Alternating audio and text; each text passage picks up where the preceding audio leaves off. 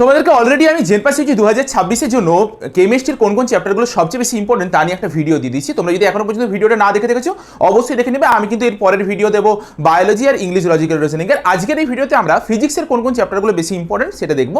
দেখো আমরা কিছুদিন আগে একটা ভিডিও দিয়েছিলাম যে তোমাদেরকে কি স্ট্র্যাটেজি নিয়ে পরে চলতে হবে, সেখানে আমি খুব ভালো করে বলেছিলাম যে ফিজিক্সকে তুমি বেশি প্রায়োরিটি না দিয়ে অন্যান্য সাবজেক্টগুলোকে প্রায়োরিটি দাও। কিন্তু ফিজিক্সের বেশ কিছু চ্যাপ্টার রয়েছে যে চ্যাপ্টারগুলোকে যদি তুমি পড়ে নিতে পারো তুমি ওখান থেকে 10 মার্কসের মতন কমন আরামসে পেয়ে যাবে। আর যেটা একটা জেনপাসিজির মতন পরীক্ষায় এনাফ নাম্বার ফিজিক্সে 10 মার্কস তুলে নেওয়া মানে।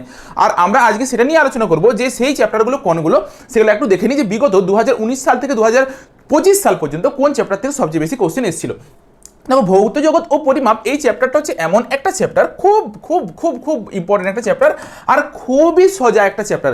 খুব ভালো করে মন দিয়ে শুনবে। এই চ্যাপ্টারটার থেকে প্রতিটা বছর একটা করে মিনিমাম কোশ্চেন আছে। দেখো প্রতি বছর, আগের বছর ক্যাটাগরি 1-এ দুটো কোশ্চেন এসেছিল, তার আগের বছর দুটো এসেছিল, তার আগের বছর একটা এসেছিল।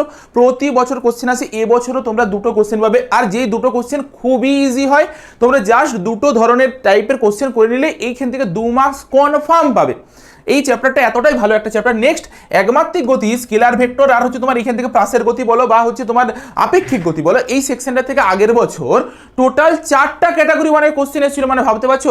তার সাথে একটা ক্যাটাগরি 2-এর কোশ্চেন এসেছিল, মানে জাস্ট এই সেকশনটা একমাত্রিক গতি, স্কেলার ভেক্টর আর হচ্ছে তোমার দ্বিমাত্রিক গতি বলো, আপেক্ষিক গতি বলো, এই যে পোর্শনটা, এই পোর্শনটা থেকে টোটাল 6 মার্কস এসেছিল। 6টা কোশ্চেনই খুব সোজা কোশ্চেন ছিল। একটা ক্যাটাগরি 2-এর কোশ্চেন ছিল গ্রাফ ওলা, তো সেটাও খুব সোজা ছিল। আচ্ছা, নিউটনের গতিসূত্র থেকে আগের বছর কোনো কোশ্চেন আসেনি, কিন্তু যদি আমরা দেখি তার আগের বছর একটা কোশ্চেন ছিল, কিন্তু তার আগে আর কিন্তু কোনো কোশ্চেন আসেনি। তার আগে কিন্তু সে একদম প্রথম দিকে আসতো, দেখো একদম শুরুর দিকে আসতো 2019-21 সালে। জবের থেকে নতুন প্যাটার্ন শুরু হয়েছে তারপর থেকে সেইভাবে কোশ্চেন পড়েনি।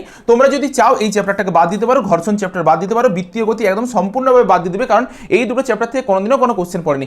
কার্যক্ষমতা শক্তির থেকে প্রতি বছর একটা বা দুটো কোশ্চেন পড়ে আসে, খুব সোজা চ্যাপ্টার। তোমরা কার্যক্ষমতা শক্তি চ্যাপ্টারটা পড়ে নেবে। তোমার কোনা গোষ্ঠীর দৃঢ় বস্তুর ঘূর্ণন, যেটা এখান থেকে প্রতি বছর কোশ্চেন আসে, কিন্তু এই চ্যাপ্টারটা যেহেতু একটু হার্ড চ্যাপ্টার, প্রতিটা ক্যান্ডিডেটের এটা একটু ভয় লাগে, তার জন্য আমরা এটাকে স্কিপ করে যাব। মহাকর্ষ খুব ভালো চ্যাপ্টার, প্রতি বছরই প্রায় কোশ্চেন দিয়ে থাকে মহাকর্ষ থেকে। আগের বছর কোশ্চেন দেয়নি, কিন্তু দেখো তার আগে প্রতি বছরই একটা বা দুটো করে কোশ্চেন দিয়েছে। এই বছর কিন্তু মহাকর্ষ থেকে একটা কোশ্চেন আসবে, খুব ইম্পর্টেন্ট একটা চ্যাপ্টার। স্থিতিস্থাপকতাকে আমরা স্কিপ করতে পারি, কোনো অসুবিধা নেই, কারণ আগের বছরই শুধুমাত্র একটা কোশ্চেন দিয়েছিল, তার আগে অনেক বছর আগে 2022 সালে একটা কোশ্চেন দিয়েছিল, আমরা চাইলে স্কিপ করতে পারি, তো কোনো অসুবিধার কিছু নেই। এমনকি সান্দ্রতা, পৃষ্ঠটান, উদস্থিতিবিদ্যা এগুলোকে স্কিপ করতে পারি, সান্দ্রতা, পরিবাহীর প্রভাব এগুলোকেও স্কিপ করতে পারি। আগের বছরে একমাত্র দুটো কোশ্চেন দিয়েছিল, তার আগে জীবনে কোনোদিনও কোশ্চেন পড়েনি, এই চ্যাপ্টারগুলোকে আমরা স্কিপ করতে পারি। আচ্ছা, কঠিন তরল ও গ্যাসীয় পদার্থের প্রসারণ, এটার থেকেও দেখো সেইভাবে কোনো কোশ্চেন পড়েনি, এগুলোকে বাদ দিতে পারি। ক্যালোরিমিটার থেকেও কোনো কোশ্চেনে মধ্যেখানে একটা পড়েছিল, আমরা চাইলে স্কিপ করতে পারি। আমি তোমাদেরকে এটা পুরো ফিজিক্সটাকে এমনভাবে বলছি যে চ্যাপ্টারগুলোকে দরকার নেই, তোমার দরকার খুব কম মার্কস ফিজিক্সে, তুমি ওই 5-6টা চ্যাপ্টারের উপরে ফোকাস করো, বাদ বাকি চ্যাপ্টারকে আমার দরকার নেই, কারণ আমাদেরকে অন্যান্য সাবজেক্টে বেশি সময় দিতে হবে ফিজিক্সের তুলনায়, ঠিক আছে। আচ্ছা, তাপ সঞ্চালন বাদ দিয়ে দাও, কিন্তু এই চ্যাপ্টারটা খুব ভালো একটা চ্যাপ্টার, মানে থার্মোডাইনামিক্স আর কেটিজি, এই দুটো চ্যাপ্টারকে আমাদেরকে অবশ্যই করতে হবে। থার্মোডাইনামিক্স কেটিজি থেকে কিন্তু প্রতি বছর প্রচুর কোশ্চেন পড়ে থাকে। WBG এর একটা ফেভারিট টপিক থার্মোডাইনামিক্স কেটিজি, ঠিক আছে। দেখো আগের বছরও কোশ্চেন দিয়েছিল, তার আগের বছরও কোশ্চেন দিয়েছিল, এটা কিন্তু আমাদেরকে করতে হবে। নেক্সট আমরা যদি চলে যাই সরল দৈর্ঘ্যতি বা এসএইচএম, এই এসএইচএম আর সাউন্ড একে অপরের সঙ্গে লিঙ্ক আছে, তো এসএইচএম সাউন্ড তোমাকে করতে হবে। আগের বছর একটা 2 নম্বরের কোশ্চেন পড়েছিল, তার আগের বছর একটা 2 নম্বরের কোশ্চেন পড়েছিল, মানে ক্যাটাগরি 2 থেকে সাউন্ডের কোশ্চেন দিয়ে থাকে। যদি চাও সাউন্ড চ্যাপ্টারটাকে পড়ে নিতে পারো। এবারে এইটা পড়া মানে এইটা পড়া মানে এইটা পড়া, এটা 3টা হয়ে গেল, ঠিক আছে। প্রাথমিক ঘটনাবলীর দরকার নেই, কিন্তু স্থির তড়িৎ আমাদেরকে পড়তে হবে।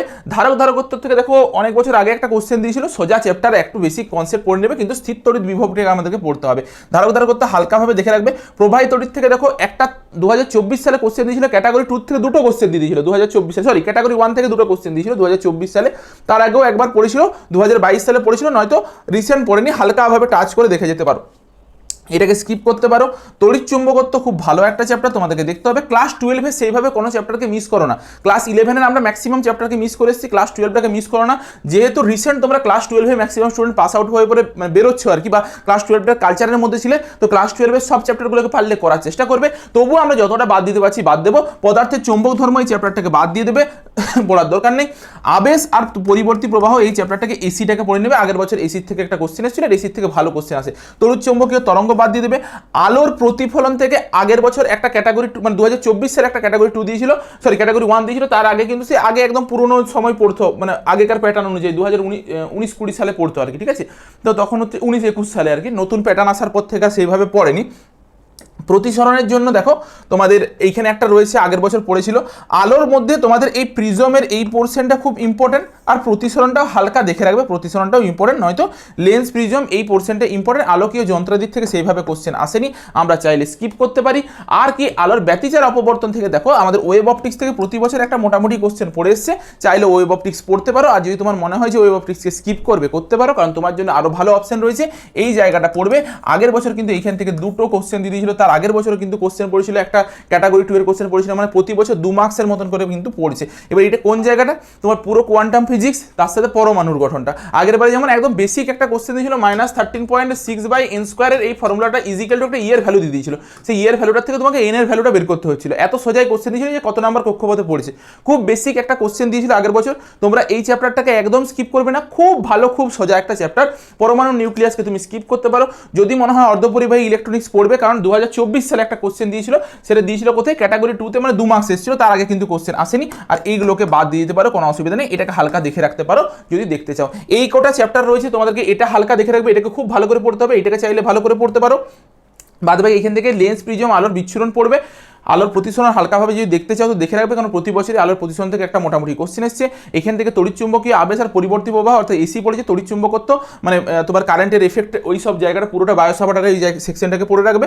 আর হচ্ছে তোমার কি এই কারসব টারসব পড়ার অত দরকার নেই, তোমরা কারসবটা ফালতু ফালতু যদি মনে হচ্ছে রিস্ক লাগছে বা ভয় লাগছে, কারণ প্রবাহিত তড়িতে অনেকের ভয় লাগে, তো বাদ দিতে পারো, অসুবিধা নেই। কারণ আমাদের ফিজিক্সে আবারও বলছি সব যে করে দিয়ে আসতে হবে এমন কোনো মানে নেই, আমরা স্পেসিফিক কিছু কিছু চ্যাপ্টারকে টার্গেট করবো। তোমার ধরো 11-এর মধ্যে যদি এই দুটো চ্যাপ্টারকে ভালো করে নিতে পারো। দেখো আগের বছর যারা যারা এই দুটো চ্যাপ্টারকে শুধুমাত্র করেছিল, এইখান থেকে 2 মার্কস আর এইখান থেকে 6 মার্কস, 8 মার্কস টোটাল কমন পেয়ে গেল আগের বছর শুধুমাত্র এই দুটো চ্যাপ্টার থেকে, তাই না? তুমি থার্মোডাইনামিক্স করো, তোমার কাছে আরও ভালো অপশন রয়েছে, তুমি মহাকর্ষ করো, কার্যক্ষমতা শক্তি করো, এগুলো খুব ইজি চ্যাপ্টার 11-এর মধ্যে থেকে। তাপগতিবিদ্যা করো, এগুলো 11-এর খুব ইজি চ্যাপ্টার। 12-এর যেগুলো তোমার সহজ লাগে, যেগুলোর থেকে ওয়েটেজ ভালো রয়েছে, সেগুলোকে তুমি করার চেষ্টা করো।